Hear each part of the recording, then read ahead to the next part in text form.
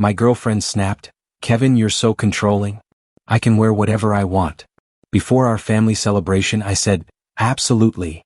What she didn't expect was my response when we arrived. Her confidence evaporated when she realized the truth. I'm Kevin, 28, and I learned that night that sometimes the best response to entitlement is simply nothing at all. I'd been with Brooke for about 18 months. She worked in digital marketing for luxury brands, always perfectly put together, the kind of woman who made fashion bloggers jealous. When we first started dating, I was captivated by her style and confidence. She could walk into any room and command attention effortlessly. But over time, I noticed something troubling. Brooke didn't just enjoy attention, she was addicted to it. Every gathering became her personal photo shoot. She wore ivory to her coworker's wedding. Yes, ivory. To someone else's wedding. She showed up to casual barbecues looking like she was headed to a nightclub, and once wore a barely there crop top to my buddy's baby shower because it was festival vibes. I tried addressing it gently. Maybe a funeral wasn't the right venue for a hot pink bodycon dress. Perhaps my manager's retirement party wasn't the place for a see-through blouse. Every time, same response, "You're being controlling, Kevin. I can wear whatever I want." Technically, she was right. So I stopped trying. Then my mom called with incredible news. My younger sister Rachel was graduating from nursing school, first healthcare professional in our family. Mom was planning a celebration dinner at Blackstone Grill, the upscale steakhouse downtown with the marble floors and sommelier who knew every wine vintage by heart. "Make sure you tell Brooke it's formal," Mom emphasized. "I'm even buying a new dress for the occasion. This is Rachel's special night." That evening, I relayed the information to Brooke while she scrolled through Instagram, double-tapping influencer posts. "Mom's throwing Rachel a graduation dinner Sunday at Blackstone Grill. Formal dress code. The whole family will be there." She glanced up, annoyed. "I heard you the first time. God, why are you already trying to control what I wear? I'm not 5 years old. I'm just passing along what Mom said about." "Whatever, Kevin. I know how to dress myself." Famous last words. Sunday arrived with Chicago's typical spring weather, crisp and bright. I put on my best charcoal suit, the one I reserved for job interviews and weddings. When Brooke emerged from our bedroom, my jaw nearly hit the floor. She was wearing what could only be described as liquid metal poured into dress form. The silver sequin number looked like something from a sci-fi movie, so short that sitting down would be a strategic operation. The neckline plunged practically to her belly button, held together by what appeared to be fishing line masquerading as fashion. 6-inch platform heels made her tower like a metallic skyscraper. Her makeup was Instagram influencer level. False eyelashes so dramatic they could cause wind resistance, contouring so sharp it could cut glass, and enough highlighter to guide aircraft. "Ready?" she asked, grabbing her tiny clutch that probably cost more than most people's monthly grocery budget. Previous Kevin would have said something. Current Kevin just smiled. "Absolutely. You look unforgettable." She preened in our hallway mirror. "I know, right? Your family is going to be so impressed. This dress cost more than some people make in a week." "I'm sure they'll have very strong reactions," I replied, holding the door open. The drive to Blackstone Grill was filled with Brooke taking selfies, adjusting her dress, and checking her reflection in every surface. I found myself thinking about Rachel, the sister who'd worked double shifts to pay for nursing school, who'd studied organic chemistry while serving tables, who was about to start her career saving lives. We pulled up to the restaurant's valet stand. Through the floor-to-ceiling windows, I could see my family already seated at the long table Mom had reserved. Dad in his navy suit, Mom elegant in burgundy, Rachel glowing in a classic black cocktail dress that screamed, accomplished professional. "After you," I said, opening Brooke's door. She strutted toward the entrance like it was her personal runway, heels clicking against the concrete with military precision. The hostess at Blackstone Grill did a visible double take when we approached her podium. Her professionally trained smile flickered for just a moment before recovering. "Good evening. Are you with the Thompson party?" "Yes," I confirmed, watching her eyes dart between Brooke's outfit and her clipboard. The walk to our table felt like a slow-motion movie scene. The restaurant's usual gentle hum of conversation gradually died down. Not complete silence, but that particular hush that settles over a room when something inappropriate happens in a classy establishment. Wine glasses paused halfway to lips. Silverware stopped mid-cut. My family's reactions were a masterclass in Midwestern politeness barely containing shock. Mom's welcoming smile froze on her face like a screenshot. Dad suddenly became fascinated by the bread basket. My older sister Claire whispered something urgent to her husband. Rachel, sweet diplomatic Rachel, just stared with the kind of expression you'd have watching a car accident in slow motion. "Hi everyone," Brooke announced, completely oblivious to the atmosphere she'd created. "Sorry we're late. Traffic on Lakeshore Drive was absolutely insane." "We weren't late. We were exactly on time." Mom recovered first, years of social conditioning kicking in. "Brooke, how wonderful to see you. That's quite a striking outfit. Isn't it amazing?" Brooke did a little twirl, causing several nearby diners to look up from their meals. "It's from an exclusive collection. The designer is super underground, you probably haven't heard of him." We sat down, and I watched the waiter approach our table with the determined stride of someone who'd drawn the short straw. He was probably in his 50s, the kind of career server who'd seen everything and handled it all with professional grace. "Good evening and welcome to Blackstone Grill," he began, his voice carrying that particular tone that suggested this wasn't his first dress code conversation. "Before we begin with tonight's specials, I should mention that we do maintain certain standards for attire in our dining room." Brooke laughed, a sound that carried across the restaurant. "I'm wearing a $3,000 dress. I think I meet your standards." "Yes ma'am, and it's a lovely dress. However, our policy does require appropriate coverage for all our guests. We do have complimentary wraps available if you'd like." The silence at our table was deafening. Rachel was studying her water glass like it contained the secrets of the universe. My Aunt Patricia was taking an extraordinarily long sip of her wine. Claire's husband was suddenly very interested in his phone. "Are you being serious right now?" Brooke's voice rose an octave, carrying across the dining room like a siren. "This is discrimination. I'm being targeted because I'm confident enough to wear something beautiful." The waiter maintained his professional composure. "Ma'am, our wraps are quite elegant. Many of our guests find them quite comfortable, especially with the air conditioning. I'm not wearing some disgusting communal shawl that's been touched by who knows how many people." I finally spoke up. "Brooke, they're just following their policy. It's nothing personal." She whipped around to face me, her eyes flashing with anger. "Are you seriously taking their side right now? I thought you were supposed to support me. There aren't any sides here. It's just a dress code. Every nice restaurant has one. You knew about this, didn't you?" Her voice was getting louder, and I could see other diners turning to watch our table like we were dinner theater. "I knew about the restaurant standards, yes. As for your outfit." I paused, choosing my words carefully. "You said you knew how to dress yourself." Mom tried to intervene, her voice carrying that particular tone mothers use when they're trying to save a sinking ship. "Perhaps we could just focus on celebrating Rachel's achievement?" "Brooke, dear, the wrap might actually be nice. It is quite chilly in here with the air conditioning." It wasn't chilly. Mom was desperately trying to salvage the evening. Brooke stood up abruptly, her chair scraping against the floor. "This is absolutely ridiculous. I'm being shamed for expressing my individuality and creativity." "Nobody's shaming you," Rachel said quietly, her voice steady but tired. "We just want to have a nice dinner to celebrate." "Oh, so now the golden child speaks up," Brooke snapped, her words cutting through the restaurant's atmosphere like a knife. "Must be so nice having everyone worship the ground you walk on." Record scratch. The entire restaurant went silent now. Even the kitchen noise seemed to stop. "Excuse me?" Rachel's voice was still quiet, but there was steel underneath it now. "This whole dinner is just another example of how this family worships perfection," Brooke continued, her voice carrying to every corner of the restaurant. "Sorry I'm not boring like the rest of you people."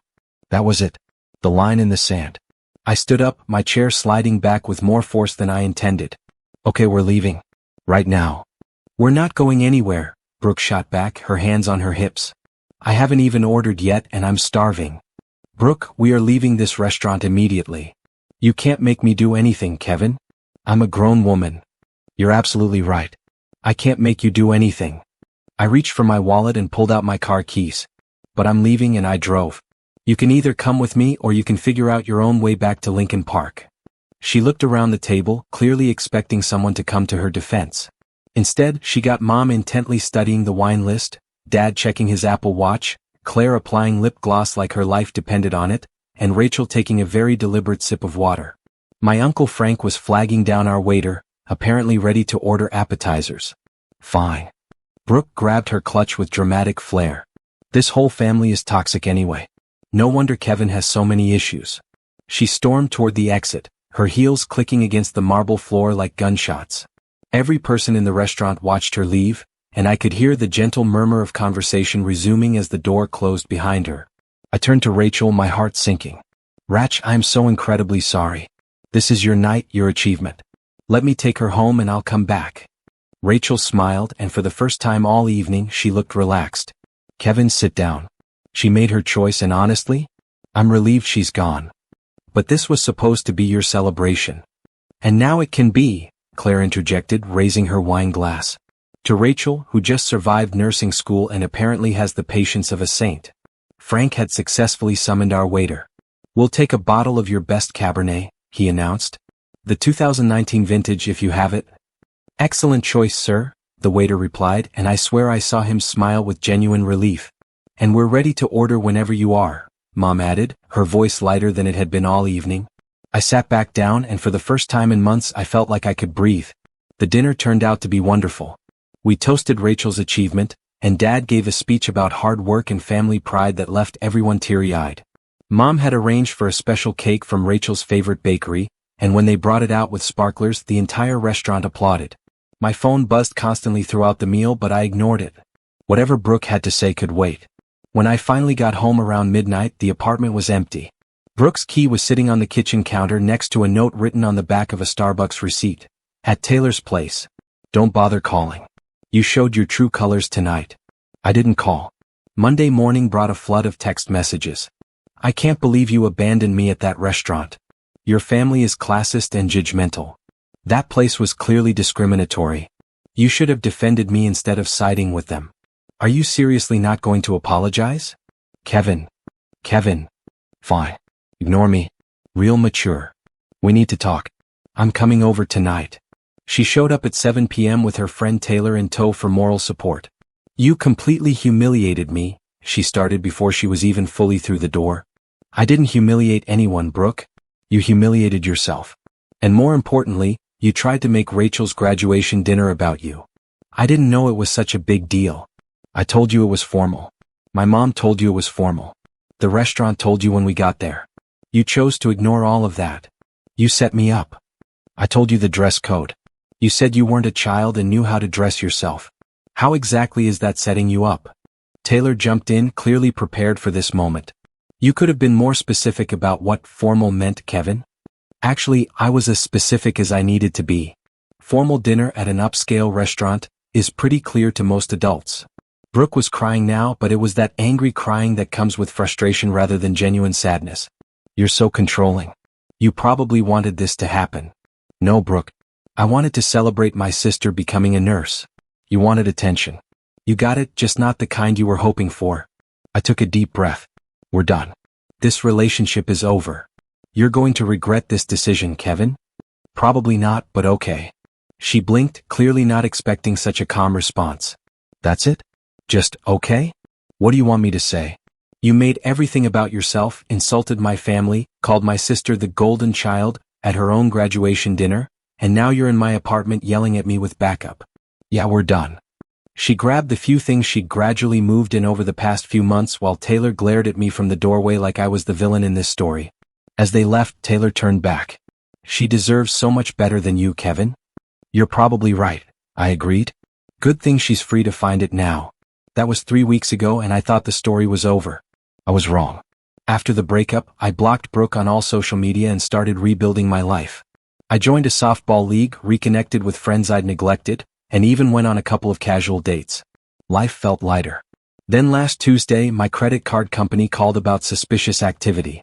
Someone had attempted to purchase nearly $5,000 worth of designer clothing online. The shipping address? Taylor's apartment in Wicker Park. Brooke had kept my credit card information from when I'd let her use it for emergencies during our relationship. I immediately disputed the charges, canceled the card, and filed a police report for fraud. The detective said it was straightforward since the shipping address wasn't mine and I had documentation that the relationship had ended weeks prior. But Brooke wasn't finished with her revenge tour. 2 days later, I received an email at my work address that made my jaw drop. Kevin, after careful consideration of our relationship, I've calculated that you owe me compensation for my investment of time and emotional energy. I dedicated 18 months of my life to enhancing your social status and living situation. After thorough analysis, you owe me $45,000 for services rendered. Payment plan attached. She had actually created an invoice with line items. Relationship management and emotional labor, $12,000. Social enhancement and networking, $8,000. Aesthetic improvements to living space, $5,000. Event planning and coordination, $6,000. Companionship services, $9,000. Opportunity cost for career advancement, $5,000. The best part? She had CC'd my boss, HR, and somehow found my mom's work email.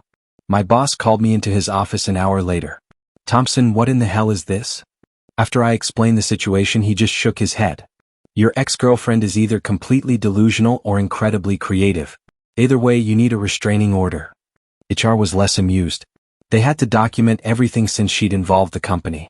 When she sent a follow-up email threatening to sue my employer for enabling emotional abuse by employing a narcissist, our legal department got involved. My mom's response was legendary. She hit reply all and sent, "Dear Brooke, thank you for your invoice. I've prepared my own bill. Ruining Rachel's graduation dinner, $8,000. Family therapy after witnessing your behavior, $4,000. Dry cleaning for restaurant wrap you called disgusting, $25.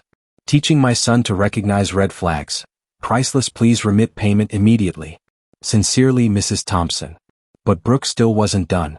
Thursday evening, she somehow got into my apartment building and started knocking on doors, telling neighbors we were engaged, we weren't, that I'd stolen her grandmother's engagement ring, she barely spoke to her grandmother, and that she was pregnant, definitely not true. My neighbor, Mrs. Rodriguez, a retired school principal who takes no nonsense from anyone, called me immediately. "Kevin, there's a woman in some kind of metallic jumpsuit banging on doors claiming to be your fiancé. You might want to call the police." By the time I got home, building security had already removed her. She told them she lived there but couldn't produce keys, ID with the address, or any proof. When they asked which apartment was hers, she gave them the wrong floor entirely. Friday morning, I discovered my Honda Civic had been keyed in the parking garage. But here's where Brooke's lack of planning caught up with her. I park in a secured garage with high-definition cameras. Crystal clear footage showed her in another metallic outfit. Apparently her signature look now, vandalizing my car at 2 a.m. The police were very interested this time. Credit card fraud, harassment, trespassing, and vandalism created a pattern they couldn't ignore. "Sir, this is escalating dangerously," the detective told me. "You need a restraining order immediately." I filed that afternoon. The emergency order was granted based on the mountain of evidence. But the universe has a sense of humor. When I went to court for the permanent hearing, guess who was there fighting a parking ticket? Brooke saw me and started screaming about harassment in a courthouse full of officers. The permanent restraining order hearing was yesterday. Brooke showed up wearing, I kid you not, a gold metallic blazer and matching pants, like she was building a complete collection of space-age outfits. The judge reviewed everything: the fraud attempts, the invoices, the trespassing, the vandalism, the workplace harassment. Brooke tried to argue that I was the real abuser because I had emotionally manipulated her by not providing adequate guidance about social expectations. The judge actually paused reading. "Ma'am, are you claiming the plaintiff abused you by not telling you how to dress?" He deliberately set me up for public humiliation by withholding crucial information about wearing appropriate clothing to a nice restaurant? Yes, Your Honor. That's not abuse, ma'am. That's you making poor choices and refusing to take responsibility for them. Restraining order granted. 500 feet minimum distance from me, my home, my workplace, and my family members. As we left the courthouse, my lawyer chuckled. The metallic outfit collection really helped our case. Hard to argue you're being victimized when you're dressed like a disco ball in court. Last I heard, Brooke is facing felony fraud charges, misdemeanor vandalism, trespassing citations, and contempt of court. She was also fired from her marketing job after they discovered she'd been using company computers to send threatening emails to ex-boyfriends. Her Instagram went private, but a mutual friend showed me her latest post. Sometimes the universe tests your strength by placing toxic people in your path. Rising above the negativity and manifesting abundance. #blessed journey, #karma is real. The lack of self-awareness is almost artistic. Rachel texted me yesterday, heard about the restraining order. Mom wants to know if it covers Thanksgiving dinner. She's already planning the menu and wants to ensure there won't be any metallic interruptions. I'm moving to a new apartment next month with better security and no shared garage access. Mrs. Rodriguez already offered to give references for nice girls who understand the concept of appropriate attire. Looking back, the warning signs were there. The constant need for attention, the inability to read social situations, the way she turned every event into her personal showcase. I mistook narcissism for confidence. But I learned something valuable.